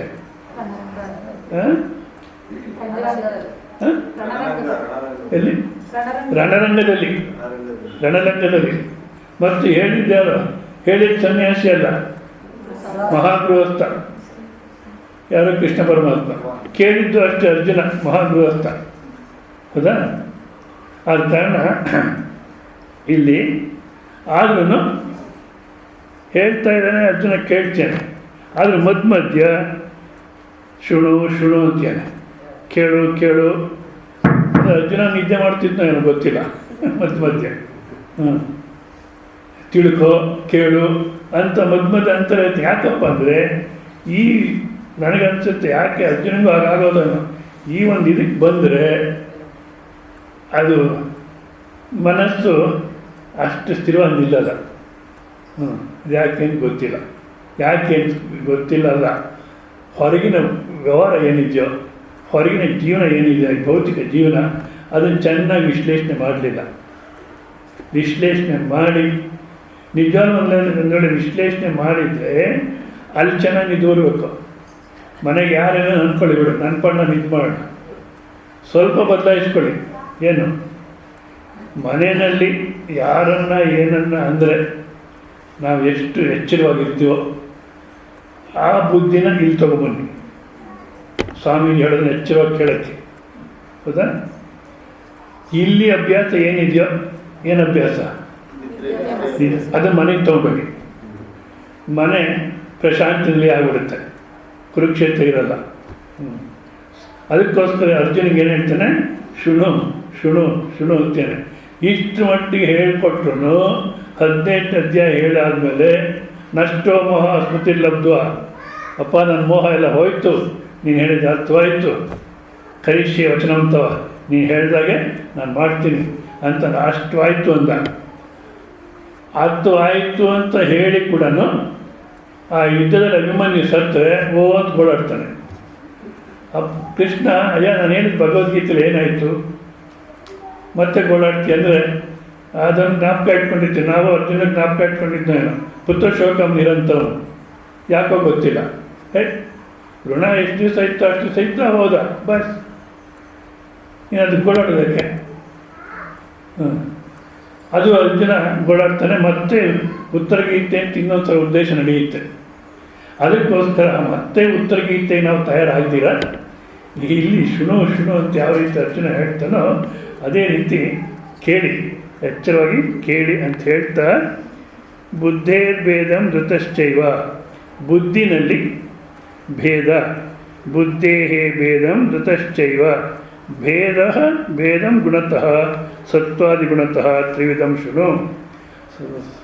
ಸತ್ವ, ರಜಸ್ಸು, ತಮಸ್ ಅನ್ನತಕ್ಕಂಥ ಗುಣಗಳಲ್ಲಿ ನಮ್ಮ ಬುದ್ಧಿನಲ್ಲಿ ಯಾವುದು ಪ್ರಾಧಾನ್ಯವಾಗಿರುತ್ತೋ 3 ಇರುತ್ತೆ. ಕೆಲವು ಸಲ ಈ ತಮೋಗುಣ ಅನ್ನತಕ್ಕಂಥ ಜಾಸ್ತಿ ಆಗುತ್ತೆ. ಹೌದಾ? ತಮೋಗುಣ ಅನ್ನತಕ್ಕಂಥ ಜಾಸ್ತಿ ಆಗುತ್ತೆ. ಕೆಲವು ಸಲ ರಜೋಗುಣ ಅನ್ನತಕ್ಕಂಥ ಜಾಸ್ತಿ ಆಗುತ್ತೆ. ಸತ್ವಗುಣ ಅನ್ನೋದೇ ಬರೋದೇ ಕಷ್ಟ. ಈ ತಮೋಗುಣ ಲೌಕಿಕದಲ್ಲಿ ಇರಬೇಕಾದ್ರೆ ರಜೋಗುಣ ಭಾಳಷ್ಟು ಉತ್ಸಾಹ ಇರುತ್ತೆ, ಕೆಲಸಕ್ಕೆ ಬರೋದು ಕೆಲವು ಉತ್ಸಾಹ. ಮೊನ್ನೆ ಯಾವುದು ಕೋಲಾರಲ್ಲಿ ಯಾವುದೋ ಒಂದು ಸಿನಿಮಾ ರಿಲೀಸ್ಗೆ ಅವರು ಯಾವುದಾದ್ರೂ ಒಂದು ಬೋರ್ಡ್ ಇರುತ್ತಲ್ಲ, ಏನಂತ ಸೆನ್ಸಾರ್ನವ್ರು ಅಲೋ ಮಾಡಲಿಲ್ಲಂತೆ. ಇಲ್ಲ, ಆ ಸಿನಿಮಾನ ರಿಲೀಸ್ ಮಾಡಬೇಕು ಅನ್ನೋದಕ್ಕೆ ಸುಮಾರು 5,000 ಜನ ಸೇರಿದ್ದಾರೆ. ಏನನ್ನ ಅರ್ಥ ಇದೆಯಾ? ಆ ಸಿನಿಮಾ ರಿಲೀಸ್ ಆಗ್ತಾನೆ ಏನು ಉದ್ಧಾರ ಆಗ್ತಾರೆ, ಏನು ಕತೆ? 5,000 ಜನ ಸೇರಿದ್ದಾರೆ. ಅಲ್ಲಿ ರಜೋಗುಣ ಲೌಕಿಕದಲ್ಲಿ. ಇಲ್ಲಿ ಬಂದರೆ ದೇವಸ್ಥಾನ, ಇಂಥ ಪ್ರವಚನ. ಇಲ್ಲಿ ಬಂದರೆ ನಿಜವಾಗ್ಲೂ ಸತ್ವಗುಣ ಜಾಸ್ತಿ ಇರಬೇಕು. ಬಟ್ ಆದರೆ ಬರೋ ಸ್ವಲ್ಪ ಸತ್ವಗುಣ ಇರುತ್ತೆ, ಬಂದು ಕೂತು ಮತ್ತೆ ತಮೋಗುಣ ಪ್ರಾರಂಭ ಆಗುತ್ತೆ. ಸೊ 3 ಗುಣ ಅನ್ನತಕ್ಕ ನಮ್ಮಲ್ಲಿದೆ. ಸೊ ಬುದ್ಧಿನಲ್ಲಿ ಯಾವ್ದು ಪ್ರಧಾನವಾಗಿರುತ್ತೋ ಅದನ್ನು ತಗೊಂಡು 3 ಥರ ಬುದ್ಧಿನಲ್ಲಿ ಭೇದಗಳಿರುತ್ತೆ. ಧೃತಶ್ಚೈವ, ಧೃತಿ ಅನ್ನತಕ್ಕಂಥದ್ದು 3 ಥರ ಇರುತ್ತೆ ಅಂಥೇಳಿ ಪ್ರೋಚ್ಯಮಾನಂ ಅಶೇಷೇಣ. ಯಾವುದನ್ನು ಮುಂದಿನ ಶ್ಲೋಕ ನಾನು ಹೇಳ್ತೀನೋ ಅದನ್ನು ಸಂಪೂರ್ಣವಾಗಿ ಹೇಳ್ತೀನಿ. ಏನು ಇವರು ಸಂಪೂರ್ಣ ಹೇಳಿಬಿಟ್ರೆ, ಅರ್ಥ ಆಗಿಬಿಟ್ರೆ ಮತ್ತೆ ಬರ್ತಾರೋ ಇಲ್ಲ, ಮತ್ತೆ ಬರ್ತಾರೋ ಇಲ್ಲ. ಈ ಯಾವ ರೀತಿ ನಡೆಯುತ್ತೆ ಕೆಲವು ಪ್ರವಚನ ಅಂದರೆ, ಈ ನಾಯಿಗಳೆಲ್ಲ ಕೂಡಿಸ್ಕೊಂಡು ಆ ಗುರು ಪ್ರವಚನ ಮಾಡ್ತೀನಿ. ನಾಯಿಗಳು ಗುರು ಪ್ರವಚನ ಮಾಡ್ತೀನಿ.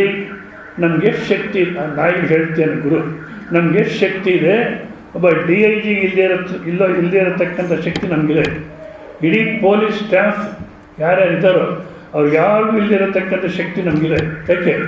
ವಾಸನೆಯಿಂದಲೇ ಕಂಡುಹಿಡಿಯೋದು ನಾವು, ವಾಸನೆಯಿಂದಲೇ ಕಂಡುಹಿಡಿಯೋದು. ಅಂಥ ಶಕ್ತಿನ ನೀವು ಬೊಗಳಿ ಯಾರು ನೋಡೋದು ಬೊಗಳಿ ಹಾಳು ಮಾಡ್ಕೊಳ್ತಾ ಇದ್ದೀರಾ. ಬೊಗಳುಬೇಡಿ, ಸುಮ್ಮನಿರಿ ಅಂತ ಹೇಳ್ತಾ ಇದ್ದರೆ ಪಕ್ಕದ ನಾಯಿ ನೋಡಿ ಅಲ್ಲೇ ಬೊಗಳಕ್ಕೆ ಶುರು ಮಾಡುತ್ತಂತೆ. ನಾನೇನು ಹೇಳ್ತಿದ್ದೆ, ಬೊಗಳುಬೇಡಿ. ಕೊನೆಗೆ ಹೀಗೆ ಹೇಳಿ ಒಂದ್ಸಲ ನಿಶ್ಚಯ ಮಾಡುತ್ತಂತೆ. ಏನಂತ ಹೇಳ್ತಲೇ ಇದ್ದಾರೆ, ಬೊಗಳಿ ನಿಮ್ಮ ಶಕ್ತಿ ಹಾಳಾಗುತ್ತೆ ಅಂತ. ಇನ್ನು ನಾವು ಬೊಗಳೋದೇ ಬೇಡ ಅಂದ್ಬಿಟ್ಟು ಸುಮ್ಮನೆ ಆಗ್ಬಿಟ್ಟು ಅಂತೆಲ್ಲ. ಇವಾಗ ಇನ್ನೇನು ಉದ್ದೇಶ ಮಾಡಬೇಕು? ಬೊಗಳಿದ್ರೆ ಬೊಗಳ್ಬೇಡಿ ಅಂತಾರೆ. ಒಟ್ಟಿನಲ್ಲಿ ಬೊಗಳೋದೇ ನಿಲ್ಲಿಸ್ಬಿಟ್ರೆ ಇವಾಗೇನು ಉದ್ದೇಶ ಮಾಡಬೇಕು? ಅದಕ್ಕೆ ಗುರುಗಳು ಹೇಳ್ತಂತೆ, ನಾನು ಹೇಳ್ತೇನೆ ನಿಲ್ಲಿಸ್ಬಿಟ್ರೆ ಸ್ವಲ್ಪ ಬೊಗಳಿ ಅಂತ. ಈ ಥರ ಪ್ರವಚನ ಆ ಥರ ಇಲ್ಲ. ಸಂಪೂರ್ಣವಾಗಿ ಹೇಳಿಬಿಟ್ರೆ ಮತ್ತೆ ಇವರು ಏನಾಗ್ತಾರೋ, ನನ್ನ ಗುರುತ್ವ ಏನಾಗುತ್ತೋ, ನನ್ನ ಜೀವನ ಅಲ್ಲ. ಸಂಪೂರ್ಣವಾಗಿ ಹೇಳ್ತೀನಿ. ಗುರು ಶಿಷ್ಯ ಸಂಬಂಧ ಅದು. ತ್ವಮೇವ ಗುರು, ಶಿಷ್ಯ ಹೇಗಿರಬೇಕು ಅಥವಾ ಶಿಷ್ಯ ಹೇಗಿರಬೇಕು ಅಲ್ಲ, ಹೇಗಿದ್ರು ಇರಬೇಕು ಅಂದ್ರೆ ಸಾಧ್ಯ ಇಲ್ಲ ಈಗಿನ ಕಾಲಕ್ಕೆ. ತ್ವಮೇವ ಮಾತಾ ಚ ಪಿತಾ ತ್ವಮೇವ ಬಂಧುಶ್ಚ ಸಖಾ ತ್ವಮೇವ ವಿದ್ಯಾ ದ್ರವಿಣಂ ತ್ವಮೇವ ಸರ್ವಂ ಮಮ ಎಲ್ಲೂ ನೀನೇ ನನಗೆ, ಮತ್ತಿನ್ಯಾವುದೂ ಇಲ್ಲ ಅನ್ನತಕ್ಕಂಥ ಸಮರ್ಪಣ ಭಾವನೆ ಇರಬೇಕು. ಗುರು ಹೇಗಿರಬೇಕು? ನನ್ನಲ್ಲಿ ಇರ್ತಕ್ಕಂಥ ವಿದ್ಯೆಯಲ್ಲೂ ದಾನ ಕೊಟ್ಬಿಡ್ತೀನಿ, ನೀನು ತಗೋಬೇಕಷ್ಟೆ. ಏನು ಫೀಸ್ ಕೊಡ್ತೀಯ? ಆ ಫೀಸ್ ಅನ್ನತಕ್ಕಂಥ ಪ್ರಶ್ನೆ ಅದು ಬ್ರಹ್ಮವಿದ್ಯೆಗೆ. ಈ ಕೆಲವರೆಲ್ಲ ಒಂದು ವಾರಕ್ಕೆ 200 ರೂಪಾಯಿ ಏನೇನು ಚಾರ್ಜ್ ಮಾಡ್ತಾರೆ. ಅವ್ರಿಗೆ ಕೇಳಬೇಕು, ನೀನು ಎಷ್ಟು ಕೊಟ್ಟೆ ನಿನ್ನ ಗುರುಗೆ? ಜೀವನ ನಡಿಬೇಕು. ಆಗಿದ್ಮೇಲೆ ಯಾರನ್ನ ಕೆಲಸಕ್ಕೆ ಹೋಗ, ಉದ್ಯೋಗ ಮಾಡು. ವಿದ್ಯೆ ಮಾತ್ರ ಟ್ಯೂಷನ್ ಅನ್ನತಕ್ಕ ಇಲ್ಲ. ಮತ್ತು ಗುರು ಶಿಷ್ಯ ಸಂಬಂಧ ಭಾಳ ಶ್ರೇಷ್ಠವಾಗಿರ್ತಕ್ಕಂಥ ಸಂಬಂಧ. ಇನ್ನು ಯಾವ ಸಂಬಂಧ ಅಷ್ಟು ಶ್ರೇಷ್ಠವಲ್ಲ. ಯಾಕಪ್ಪ ಅಂದರೆ ಎಲ್ಲ ಸಂಬಂಧದಲ್ಲೂ ಬಂಧನ ಜಾಸ್ತಿ ಆಗುತ್ತೆ. ಯಾವ ಸಂಬಂಧ ನಿಮ್ಮನ್ನು ಬಂಧನದಿಂದ ಬಿಡಿಸೋಲ್ಲ. ಈಗ ಮದುವೆ ಆಗ್ತಾರೆ, ನಿಜವಾದ ಮದುವೆ ಆಗಿದ್ದು ಆ ಹುಡುಗನ್ನ ಮದುವೆ ಆದ್ಲಾಕಿ, ಆ ಹುಡುಗ ಆ ಹುಡುಗಿನ ಮದುವೆ ಆದ್ದು, ಹೌದಾ? ಇವಾಗ ಎಷ್ಟು ಜನ ಸಂಬಂಧ ಬರುತ್ತೆ? ಅವ್ರ ಅತ್ತೆ ಮಾವ, ಇವ್ರ ಅತ್ತೆ ಮಾವ, ಅವ್ರ ಬಂಧು ಬಳಗ, ಎಲ್ರಿಗೂ ಕಾಲ್ಮಟ್ಟು ನಮಸ್ಕಾರ ಮಾಡಬೇಕು.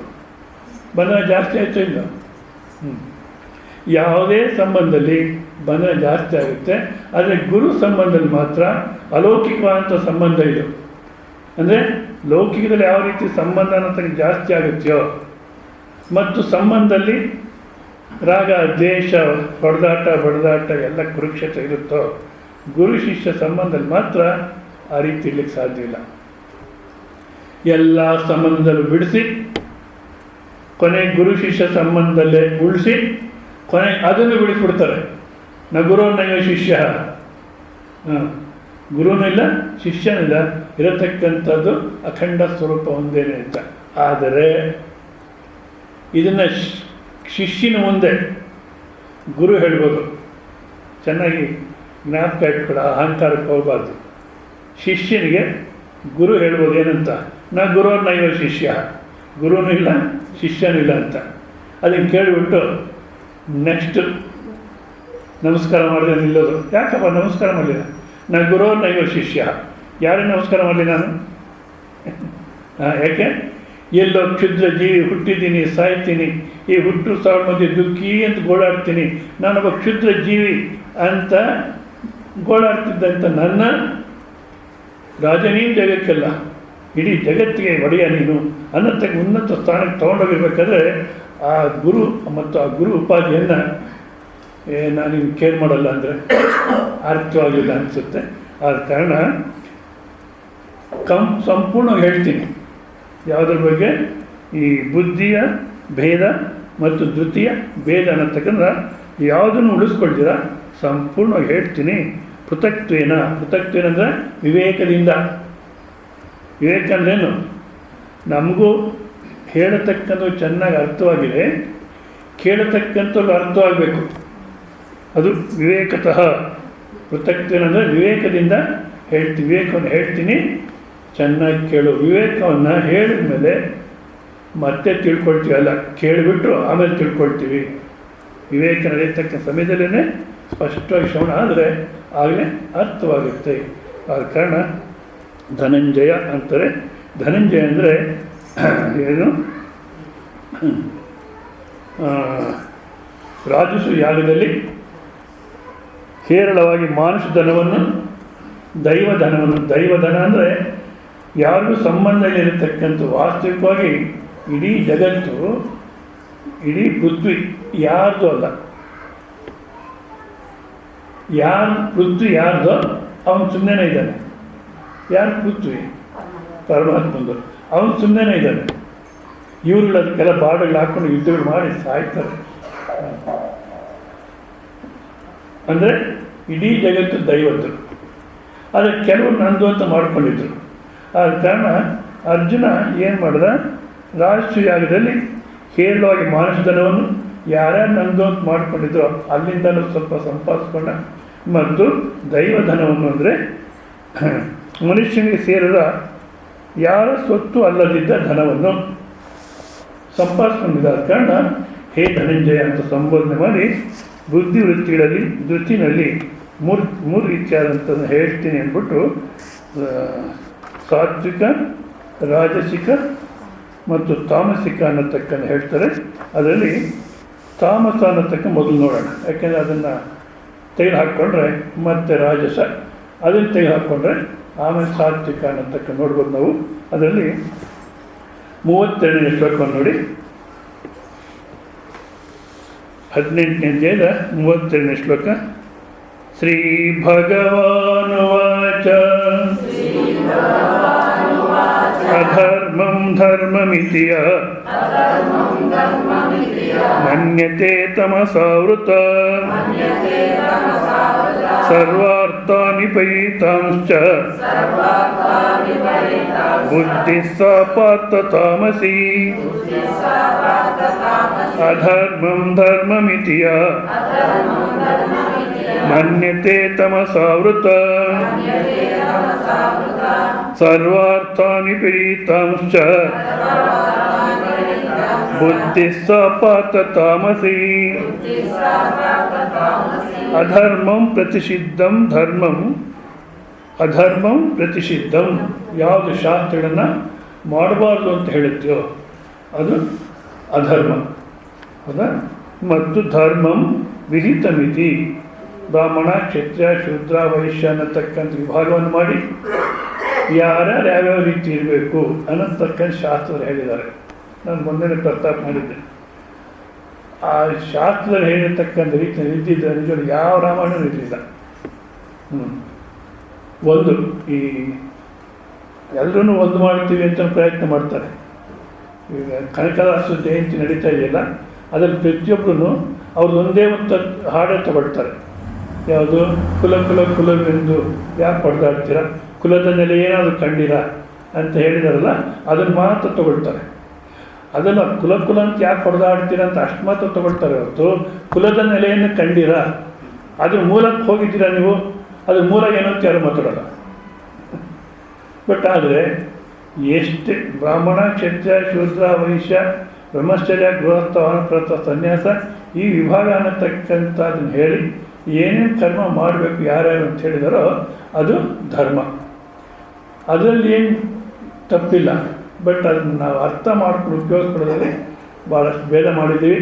ಇವಾಗ ಎಲ್ಲರನ್ನೂ ಒಂದು ಮಾಡಬೇಕು ಅಂತಾರೆ. ಈ ಒಂದು ಮಾಡಬೇಕು ಅಂದರೆ ಏನು ಮಾಡಿದ್ರು ನೋಡಿ, APL, BPL, HIG, LIG, backward, forward, minority, majority, ಎಷ್ಟಾಯಿತು?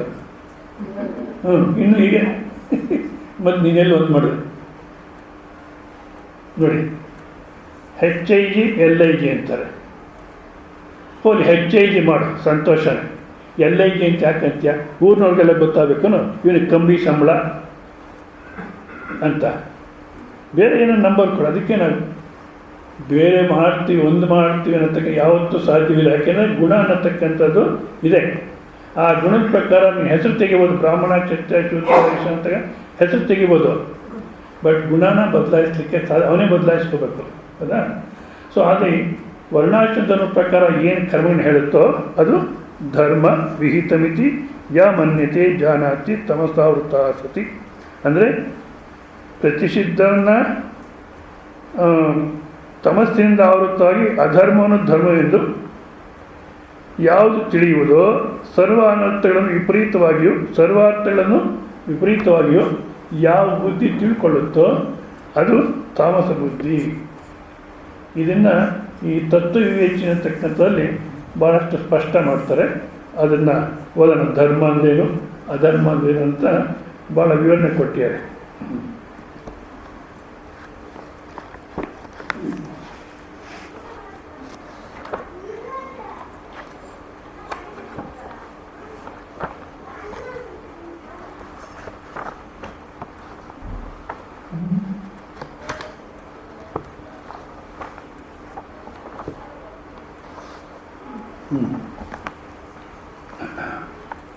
ನೋಡಿ, ಅಧರ್ಮ ಅಂದೇನಪ್ಪ? ಭಗವಂತನ ನಿಂದೆ, ದೇವತೆಗಳ ನಿಂದನೆ, ವೇದ ನಿಂದೆ, ಶಾಸ್ತ್ರ ವಿರೋಧ, ತಂದೆ ತಾಯಿ ಗುರು ಮೊದಲಾದವರ ಅಪಮಾನ, ವರ್ಣಾಶ್ರಮಕ್ಕೆ ಪ್ರತಿಕೂಲವಾದ ಆಚರಣೆ, ಅಸಂತೋಷ, ದಂಭ, ಕಪಟ, ವ್ಯಭಿಚಾರ, ಅಸತ್ಯ ಭಾಷಣ, ಪರಪೀಡನೆ, ಅಭಕ್ಷ್ಯ ಭೋಜನ, ಇವೆಲ್ಲ ಇದೆ ಭಾರತ ದೇಶದಲ್ಲಿ ಯಥೇಚ್ಛವಾಗಿದೆ. ಯಥೇಚ್ಛಾಚಾರ ಮತ್ತು ಪರಸತ್ತು ಅಪಹರಣ ಮೊದಲಾದ ನಿಷಿದ್ಧ ಪಾಪಕ್ರಮಗಳನ್ನು ಧರ್ಮವೆಂದು ತಿಳಿದುಕೊಳ್ಳುವುದು ತಾಮಸ ಬುದ್ಧಿ. ಮತ್ತು ಧೃತಿ, ಕ್ಷಮ, ಮನೋನಿಗ್ರಹ, ಅಸ್ಥೇಯ, ಶೌಚ, ಇಂದ್ರಿಯ ನಿಗ್ರಹ, ದೀಹಿ, ವಿದ್ಯ, ಸತ್ಯ, ಅಕ್ರೋಧ, ಈಶ್ವರ ಪೂಜೆ, ದೇವೋಪಾಸನೆ, ಶಾಸ್ತ್ರಾನುಷ್ಠಾನ, ವರ್ಣಾಶ್ರಮ ಧರ್ಮ, ಧರ್ಮಾನುಸಾರ ಆಚರಣೆ, ಮಾತಾಪಿತಾದಿ ಗುರುಜನರ ಆಜ್ಞಾ ಪಾಲನೆ, ಸರಳತೆ, ಬ್ರಹ್ಮಚರ್ಯ, ಸಾತ್ವಿಕ ಭೋಜನ, ಅಹಿಂಸೆ ಮತ್ತು ಪರೋಪಕಾರ ಮೊದಲಾದ ಶಾಸ್ತ್ರವಿಹಿತ ಪುಣ್ಯ ಕರ್ಮಗಳನ್ನು ಅಧರ್ಮವೆಂದು ತಿಳಿದುಕೊಳ್ಳುವುದೇ ತಾಮಸ ಪ್ರವೃತ್ತಿ. ಧರ್ಮನ ಅಧರ್ಮ ಅಂದ್ಕೊಡ್ತಾರೆ, ಅಧರ್ಮನ ಧರ್ಮ ಅಂದ್ಕೊಡ್ತಾರೆ. ಇಡೀ ಭಾರತ ದೇಶದಲ್ಲಿ ಹೀಗಿದೆ. ಅದು ಯಾಕೆ ಹೀಗಾಯ್ತೋ ಗೊತ್ತಿಲ್ಲ. ಯಾರೋ ಒಬ್ಬ ಇದ್ದಾರೆ, ಇಲ್ಲ ಅಂತಲ್ಲ, ಬಟ್ ಅವ್ರಿಗೆ ಬೆಲೆ ಇಲ್ಲ. ಇವಾಗ ನೋಡಿ, ಅಕ್ರಮನ ಸಕ್ರಮ ಮಾಡ್ತೀವಿ ಅಂತಾರೆ. ಇವರೆಲ್ಲ ತಮೋ ಗುಣಿಗಳೇ. ಅಕ್ರಮ ಅಂದರೆ ಅಕ್ರಮ ಅಷ್ಟೇ. ಅದನ್ನು ಸಕ್ರಮ ಏನು ಮಾಡ್ತೀಯ ನೀನು? ಇವಾಗ 4, 4, 8, ಹೌದಾ? ಯಾರೋ ಒಬ್ಬ 6 ಅಂತಾನೆ, ಇನ್ನೊಬ್ಬ 7.5 ಅಂತಾನೆ. ಎಲ್ಲರೂ ಕರೆಕ್ಟ್ ನೀವು. ಯಾಕೆ ಅಕ್ರಮ ಸಕ್ರಮ ಮಾಡ್ತೀವಿ ಅಂತ ಎಲ್ಲರನ್ನ ಕರೆಕ್ಟ್ ಅಂದರೆ ಅದು ಅಕ್ರಮ ಸಕ್ರಮ ಆಗುತ್ತಾ? ಭಾರತ ದೇಶ ಇದೇ ಮೆಜಾರಿಟಿ ಅಂತ ಹಾಕಿ ಹೇಳ್ತೀನಿ. ನಿಜವಾದ ಸ್ವಲ್ಪ ಆಚಾರ, ಸ್ವಲ್ಪ ಗುಣವಂತ ಇರೋದೇ ಕಷ್ಟ ಆಗುತ್ತಿದೆ. ನಾವು ಕನಿಷ್ಠ ಪಕ್ಷ ಕೇಳೋರಾದ್ರೂ ಅರ್ಥ ಮಾಡ್ಕೊಂಡು ಬದಲಾವಣೆ ಆಗೋದು. ಸುಮಾರು ಒಂದು 15 ಜನ ಸಿವಿಲ್ ಇಂಜಿನಿಯರ್ಸ್ನ ಹತ್ಯೆ ಮಾಡಿದ್ದಾರೆ. ಗೌರ್ಮೆಂಟು, ಕಾಂಟ್ರಾಕ್ಟ್ರು, ಅಫಿಷಿಯಲ್ಸ್ ಎಲ್ಲ ಸೇರಿ 15 ಜನ ಸಿವಿಲ್ ಇಂಜಿನಿಯರ್ಸ್ ಹತ್ಯೆ ಮಾಡಿ. ಯಾಕಪ್ಪ ಅಂದರೆ ಲಂಚ ತಗೊಳ್ಳಿಲ್ಲ. ಏಕೆ ಲಂಚ ತಗೊಳ್ಳೋದು ಧರ್ಮ? ನಮ್ಮ ಇದು ಇವರೆಲ್ಲ ತಮೋಗುಣಿಗಳು. ಯಾರೋ ಒಂದು ಮೈಸೂರು ಒಂದು ಹೆಣ್ಮಗು ಇದೆ, PUC ಓದ್ತಾ ಇದೆ. ಯಾಕೆ ಹೇಳ್ತಾ ಇದ್ದೀನಿ, ಈ ಅಧರ್ಮವನ್ನೇ ಧರ್ಮ ಅನ್ನೋದು, ಧರ್ಮವನ್ನು ಅಧರ್ಮ ಅನ್ನೋದು ಇದು ಜಾಸ್ತಿ ಆಗುತ್ತಿದೆ. ಆದರೆ ನಾವು ಬದಲಾಯಿಸ್ಕೋಬೇಕು.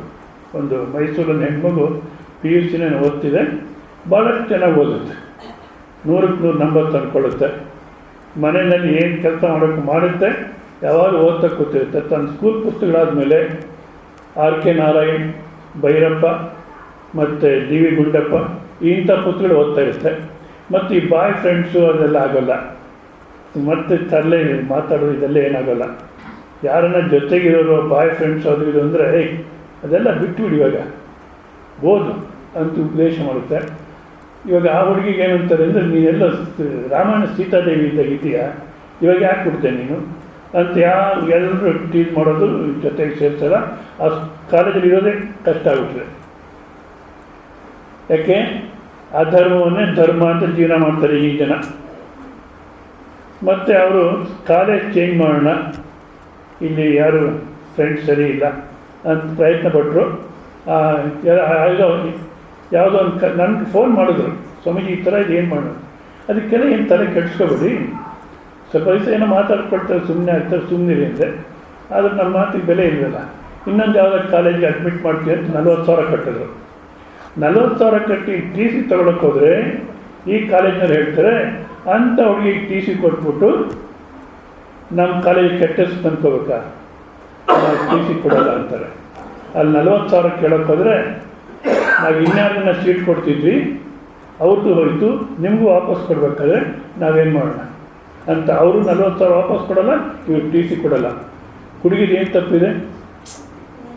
ಯಾಕೆಂದರೆ ಇಡೀ ಸಮಾಜ ಎಲ್ಲ ಈ ತಮೋಗುಣದಲ್ಲಿ ಜೀವನ ಮಾಡ್ತಿದೆ. ನಮಗೆ ಕಷ್ಟನೇ ಆಗುತ್ತೆ. ನಾವು ಈ ತಮೋಗುಣ ಬಿಟ್ಟು ಸರಿಯಾಗಿ ಜೀವನ ಮಾಡೋಕ್ಕೆ ಆದ್ರೂ ಧೃತಿ ಇರಬೇಕು. ಸರಿಯಾದ ಮಾರ್ಗದಲ್ಲಿ ಇದ್ದೀವಿ, ಸರಿಯಾದ ಮಾರ್ಗದಲ್ಲಿ ಇದ್ಮೇಲೆ ಫಲ ಸರಿಯಾಗಿ ಬರುತ್ತೆ.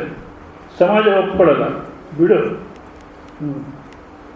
ಎಲ್ಲೋ ಒಂದು ಸಲ ಊಟಿಯಿಂದ ಯಾವುದೋ ಇನ್ನೊಂದು ಪ್ಲೇಸ್ಗೆ ಹೋಗ್ತಾ ಇದ್ದೆ ನಾನು, ಬೆಟ್ಟದ ಮೇಲೆ 40 ಕಿಲೋಮೀಟ್ರು. ಈ ಒಬ್ಬ ಕಂಡಕ್ಟ್ರು ಕ್ಯಾಶ್ ಬ್ಯಾಗ್ಗೆ ಒಂದು ಪುಟ್ ಪಾಕೆಟ್ ಮಾಡಿಸ್ಕೊಂಡಿದ್ದಾನೆ. ಅದರಲ್ಲಿ ಒಂದು ಪ್ಲಾಸ್ಟಿಕ್ ಡಬ್ಬಿ, ಆ ಪ್ಲಾಸ್ಟಿಕ್ ಡಬ್ಬಿನಲ್ಲಿ ಸ್ಪಾಂಜು, ಆ ಸ್ಪಾಂಜಿಗೆ ನೀರು ಹಾಕಿದ್ದಾನೆ. ನೀರು ಹಾಕಿ ಈ ಎಂಜಿನ್ ಮಾಡಿಕೊಡ್ತಾರಲ್ಲ, ಎಂಜಿನ್ ಮಾಡಿದಿರ ಆ ನೀರು ಹತ್ಕೊಂಡು ಕೊಡ್ತಾನೆ ಟಿಕೆಟು. ನಾನು ಅವನು ನೋಡಿ ನಮಸ್ಕಾರ ಮಾಡಿ, ಇದು ಭಾಳಷ್ಟು ಚೆನ್ನಾಗಿದೆಪ್ಪ ನಿಮ್ಮ ವ್ಯವಸ್ಥೆ, ಭಾಳಷ್ಟು ಚೆನ್ನಾಗಿದೆ, ನಂಗೆ ಭಾಳ ಸಂತೋಷ ಆಯಿತು ಅಂದೆ. ಸ್ವಾಮೀಜಿ 20 ವರ್ಷ ಸರ್ವಿಸ್ ಆಯಿತು, ನೀವೊಬ್ಬರೇ ಒಪ್ಕೊಂಡಿದ್ದು. ಎಲ್ಲರೂ ಏನಂತಾರೆ, ನೀವು ಹುಚ್ಚ ಅಂತಾರೆ. ನಾನು ಹೇಳಿದೆ, ಹೌದಪ್ಪ, ಎಲ್ರಿಗೂ ಎಂಜಿನಿನ ಹುಚ್ಚು ಹಿಡ್ದಿದೆ, ನಿಂಗೊಬ್ಬನಿಗೆ ನನಗೆ ಆ ಎಂಜಿನಿನ ಹುಚ್ಚು ಹಿಡ್ದಿಲ್ಲ. ಅದಕ್ಕೋಸ್ಕರ ಅವ್ರ ಮಧ್ಯೆ ನಾವು ಹುಚ್ಚಾಗೇ ಇರ್ತೀವಿ. ಆದರೂ ನಿಂದೆ ಕರೆಕ್ಟು, ಹಾಗೆ ಇರು. ನಿಜವಾಗ್ಲೂ ಅರ್ಥ ಮಾಡ್ಕೊಂಡಿದ್ದೆ. ಅವನ ಡಿಪೋ ಮ್ಯಾನೇಜರ್ ಆಗಲಿ, ಆ ಡಿಪಾರ್ಟ್ಮೆಂಟ್ ಮ್ಯಾನೇಜರ್ ಆಗಲಿ, ಎಲ್ಲ ಕಂಡಕ್ಟ್ರು ಅದನ್ನೇ ತರಬೇಕಾಗಿತ್ತು. ಎಂಜಿನ್ ಬಡಿಬೇಡಿ, ನಿಮ್ಮ ಬ್ಯಾಕ್ಟೀರಿಯಾಸ್ ಇನ್ನೊಬ್ರಿಗೆ ಹೋಗೋದು ಬೇಡ, ಈಗ ಅವನ ಥರ ಮಾಡಿಕೊಳ್ಳಿ ಅಂತ ಎಲ್ರಿಗೂ ಬ್ಯಾಗ್ ಮಾಡಿ ಕೊಡಿಸ್ಬೇಕಾಗಿತ್ತು. ಎಲ್ಲ ತಮೋಗುಣಿಗಳು. ಮತ್ತು ನಾವು ಆ ರೀತಿ ಕಷ್ಟ ಆಗ್ಬೋದು, ಆದರೆ ದೈವ ಮಾರ್ಗಕ್ಕೆ ಅನುಕೂಲವಾಗುತ್ತೆ. ಮತ್ತು ಯಾವುದೋ ಒಂದು ಸಲ ಅರ್ಥ ಆಗಿರುತ್ತೆ, ತಂಪಾಡುತ್ತೆ ತಾವಿರ್ತಾರೆ, ನಮ್ಮ ಪಾಡು ನಾವು ಪ್ರಯಾಣ ಮಾಡ್ಬೋದು.